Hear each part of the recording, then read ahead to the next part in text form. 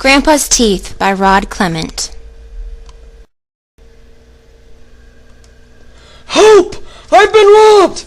We heard Grandpa shouting. It's a disaster! Come quickly! He was still shouting as Mom, Agatha, and I ran up the stairs. Grandpa's room was a mess, but to be honest, it was always a mess. He blamed Gump, his old dog, but Gump looked too old to me to make much of a mess. "What was taken?" gasped Mom. "Your VCR? Your television?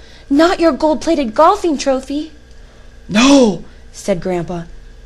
it's much more serious. It's my teeth! They've been stolen! Grandpa normally kept his teeth in a glass of water by the bed. The glass was still there, but the teeth were missing. "You haven't swallowed them by mistake, have you?" asked Mom. Of course not, replied Grandpa.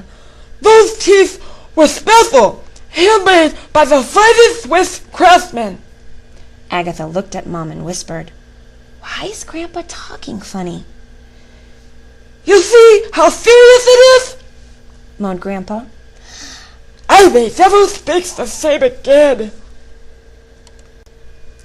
"Are you sure you've looked everywhere?" asked Mom. "Under the bed, behind the cabinet, and all the drawers?" Yes, replied Grandpa with tears in his eyes. I've looked everywhere. Mom called the police. Officer Rate looked grave. "We've done a thorough search of the room and house, and we found nothing at all. No teeth, no clues. Everyone was at home at the time of the theft, so how the thief got in and out without being seen is a mystery." "Can you give us a description of the stolen articles, Mr. Pertwhistle?" Grandpa frowned, rubbed his chin, then looked closely at the officer. Could you smile, please? He asked. Smile? Yes, a nice big smile. Officer Rate grinned sheepishly. No, shouted Grandpa angrily.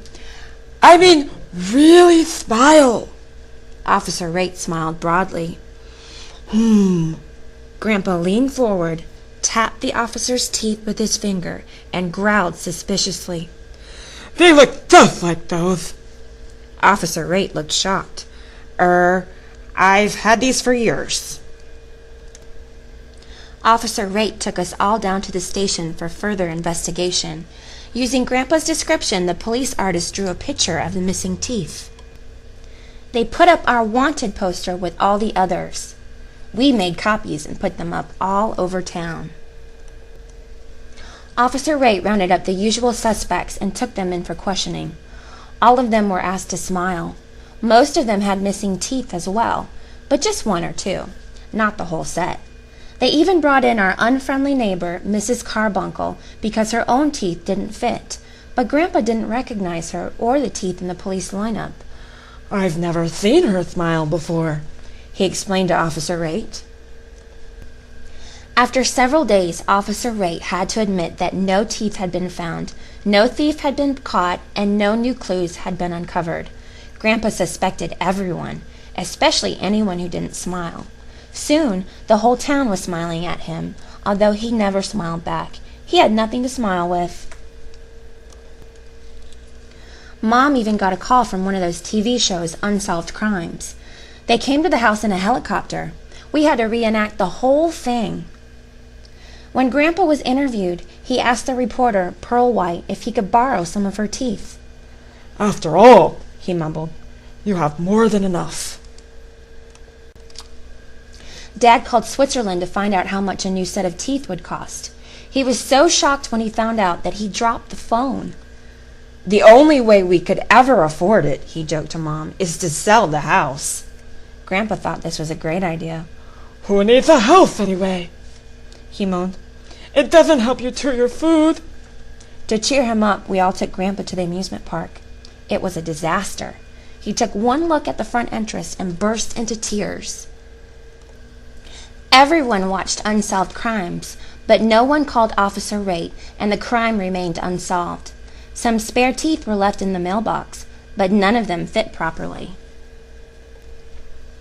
People began locking their doors at night, imagining a teeth thief loose on the streets.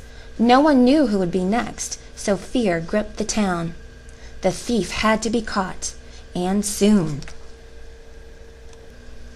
It seemed that the only way to prove beyond a reasonable doubt that the teeth in your mouth were your own was to smile broadly at every person you met. Anyone who didn't smile was immediately dragged off to the police station for more questions and a chat with Officer Rate. So everyone began smiling at everyone else, all the time, everywhere, even at funerals. Because of Grandpa's teeth, the whole town was beginning to suffer.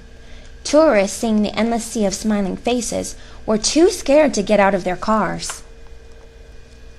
After a while, they stopped coming altogether. Dad's cafe, like the rest of the town, was losing business. The mayor called an emergency meeting. That night, for the first time that anyone could remember, the town hall was full. Speaker after speaker stood up to complain about the loss of customers and the constant strain of smiling all day, every day. Pastor Butter summed up the situation. While I've always considered this a happy town, there are limits. No one wants to smile without a reason, and there aren't many reasons to smile in this town at the moment. It's time, I believe, to put a stop to it. The crowd cheered.